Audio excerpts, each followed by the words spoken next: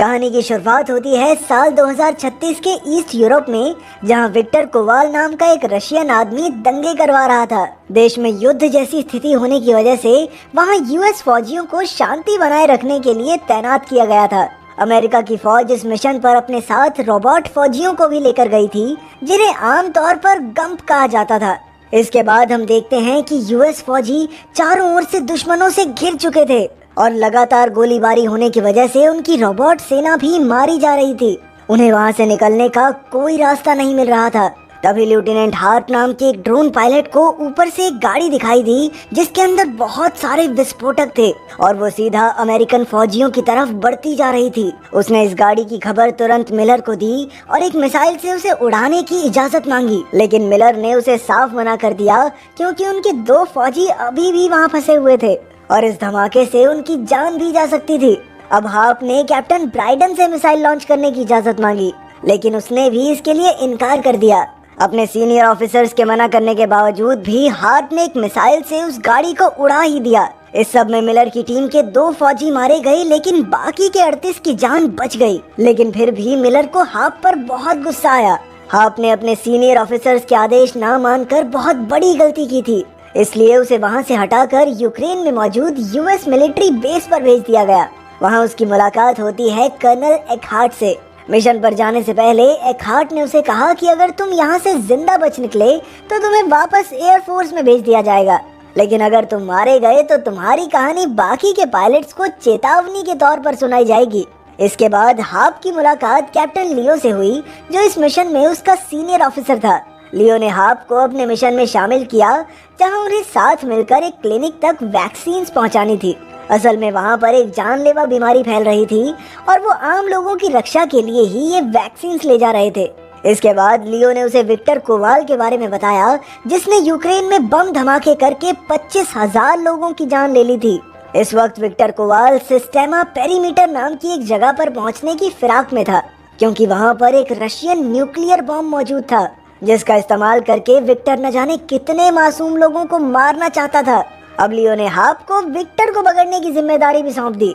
फिर जब वो मिशन के लिए तैयार हो रहे थे तो हार्प ने देखा कि लियो तो असल में एक एंड्रॉइड सुपर सोल्जर था, यानी कि वो एक इंसानी रोबोट फौजी था। निकलने से पहले लियो ने हार्प को बताया कि उसने हार्प को इसलिए चुना है क्योंकि वो आम लोगों से हटकर सोचने की हिम्मत रखता है। तभी अचानक मिलर और उसके साथी वहां पहुंचे और हार्प को काफी बुरी तरह पीटने लगे, क्योंकि उसकी वजह से उनके 2 साथी मारे गए थे। लेकिन फिर लियो ने बीच में आकर उसकी जान बचाई और दोनों मिशन के लिए निकल गए। रास्ते में हार्प ने लियो को अपनी गर्लफ्रेंड की तस्वीर भी दिखाई और दोनों हंसी मजाक करते हुए आगे बढ़ने लगे। लेकिन अचानक यूक्रेन के लोगों ने उनका रास्ता रोक लिया, क्योंकि वो अमेरिका की फौज को अपनी सरजमीं पर नहीं चाहते थे और इसी चक्कर में उन्होंने सड़क जाम कर रखी थी।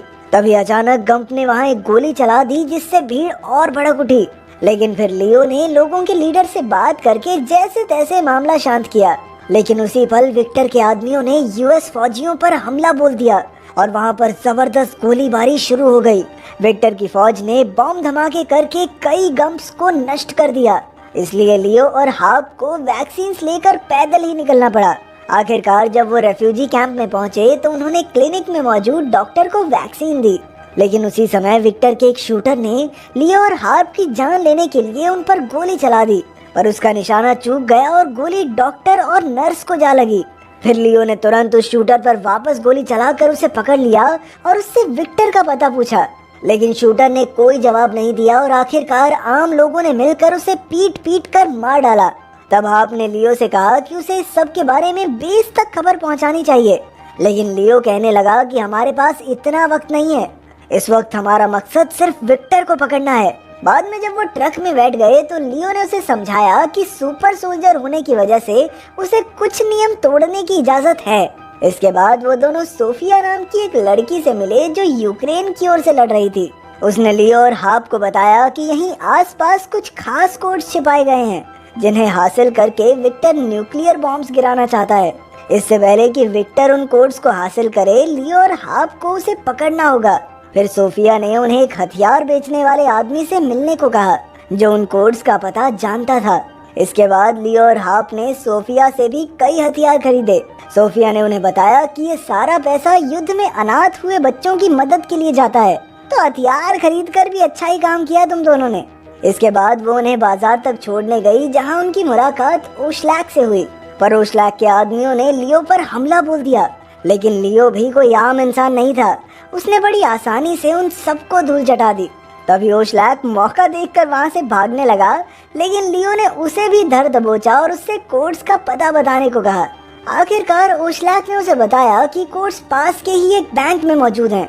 फिर सोफिया ने उसे मार डाला और सब बैंक की ओर निकल पड़े। वहां पहुंचते ही लियो ने हार्प से उसके शरीर में मौजूद एक ट्रैकिंग डिवाइस को निकालने को कहा, क्योंकि उसे डर था कि रशियंस भी इस डिवाइस के जरिए उस तक पहुंच सकते हैं। आखिरकार हार्प ने उसकी पीठ से ट्रैकर निकाल दिया और वो दोनों सीधा बैंक में घुस गए। अंदर जाते ही लियो ने विक्टर के आदमियों पर हमला बोल दिया और हार्प वहां मौजूद आम लोगों को सुरक्षित बाहर निकालने लगा। लेकिन कुछ ही पलों में एक रोबोट अचानक लियो को मारने आ पहुंचा, लेकिन लियो और हार्प ने मिलकर किसी तरह उसे नष्ट कर दिया। अब लियो विक्टर और उन खास कोड्स की खोज में जुट गया। वहीं हार्प ने एकहार्ट को फोन करके और फौजी भेजने को कहा। कुछ ही समय में जब फौज आई तो हार्प ने देखा कि एकहार्ट ने तो इंसानी फौजियों की जगह बस रोबोट भेज दिए थे। तभी अचानक विक्टर के आदमी बैंक से निकले और आम लोगों को बंदी बनाकर उन्हें मारने की धमकी देने लगे। उसी वक्त एक रोबोट ने उन पर गोली चला दी, जिस वजह से दोनों तरफ से भारी गोलीबारी होने लगी और इस चक्कर में बेचारे कई आम लोग मारे गए। हार्प ने जैसे तैसे बचे हुए लोगों को बचाने की कोशिश की और उन्हें एक सुरक्षित जगह पर ले आया। फिर हार्प ने एकहार्ट को फोन किया तो पता चला कि वो तो एक ड्रोन भेजकर उस जगह को मिसाइल से उड़ाने वाले हैं। वहीं दूसरी ओर लियो ने देखा कि एक आदमी वो खास कोड्स चुराकर भाग रहा था। लियो ने उस पर गोली भी चलाई, लेकिन वो आदमी किसी तरह बच निकला। लेकिन लियो ने हार मानना तो कभी सीखा ही नहीं।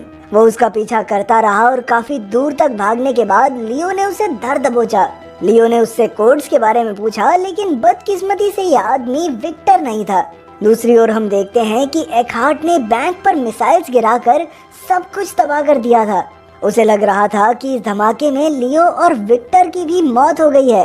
पर कुछ ही समय में लियो और हार्प इकट्ठे होकर वहां से निकल पड़े। अब हार्प को शक होने लगा था कि लियो के असली इरादे तो कुछ और ही हैं। जब उसने लियो से इस बारे में पूछा तो लियो ने साफ तौर पर कहा कि हाँ, मैं अब तक तुम्हारा इस्तेमाल ही कर रहा था। उसने जानबूझकर हार्प से नियम तोड़वाए ताकि वो सबके सामने ये दिखा सके कि ये बंदा भाई काबू से बाहर है, ये किसी की नहीं सुनता, और फिर लियो अपने मन से जो चाहे वो कर सके। इसके बाद लियो ने हार्प के सर पर जोरदार वार करके उसे गाड़ी से बाहर फेंक दिया और बाद में सोफिया के आदमी उसे उठा ले गए। वहीं दूसरी ओर लियो विक्टर से मिलने पहुंचा, जिससे ये खुलासा होता है कि वो तो शुरुआत से ही विक्टर के साथ मिला हुआ था। लेकिन अब विक्टर ने लियो को सिस्टेमा पेरीमीटर का पता बताने से इनकार कर दिया। ये वही जगह थी जहां वो रशियन न्यूक्लियर बॉम्ब रखा हुआ था। अब लियो के पास कोई चारा नहीं था, इसलिए उसने विक्टर को जान से मार डाला। फिर उसने चुन चुन कर विक्टर के सभी गुंडों को भी मौत के घाट उतार दिया और सिस्टेमा पेरीमीटर का पता ढूंढकर उसकी ओर चल पड़ा। वहीं दूसरी ओर जब हार्प को होश आया तो सोफिया ने उसे बताया कि इस युद्ध में यूएस ने अपनी फौज शांति के लिए नहीं बल्कि अपने फायदे के लिए भेजी है। तब जाकर हार्प को समझ आया कि लियो सोफिया के साथ मिलकर अमेरिका की फौज पर हमला करने के लिए न्यूक्लियर बॉम्ब को हासिल करना चाहता है, क्योंकि अमेरिका हर देश के युद्ध में शांति बनाने के नाम पर घुस जाता है और फिर वहां पर उनकी फौज सिर्फ अपने फायदे के लिए ही काम करती है। आखिरकार सोफिया ने उसे रिहा कर दिया, क्योंकि अब उन्हें हार्प से कोई खतरा नहीं था। पर हार्प तुरंत फौज के बेस पर पहुंचा और उसने एकहार्ट और मिलर को बताया कि लियो जिंदा है और जल्द ही न्यूक्लियर बॉम्ब तक पहुंचने वाला है। अब हार्प ने बेल नाम के एक ऑफिसर से लियो का पता लगाने को कहा। बेल ने लियो को ढूंढ निकाला, लेकिन वो इस वक्त रशिया की सरहद के पार था, जहां अमेरिका को फौज भेजने की इजाजत नहीं थी। आखिरकार हार्प ने अकेले जाकर लियो का सामना करने का फैसला किया, लेकिन जाने से पहले मिलर ने उसे एक खास हथियार दिया जिसकी मदद से लियो को हराया जा सकता है।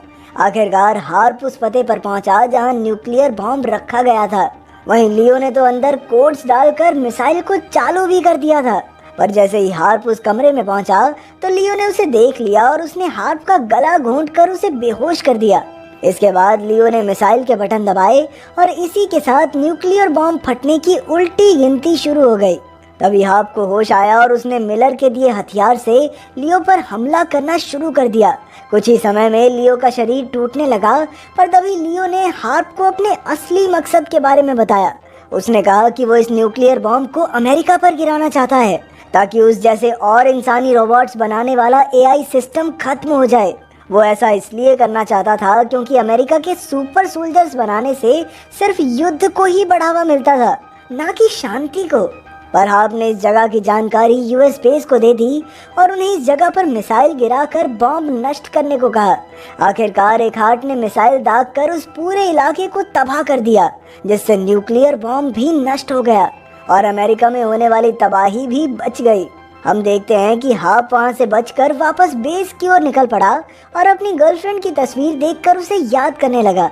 आखिरकार हाप का स्वागत एक हीरो की तरह किया गया और एक बार फिर से उसे एयरफोर्स में भेज दिया गया।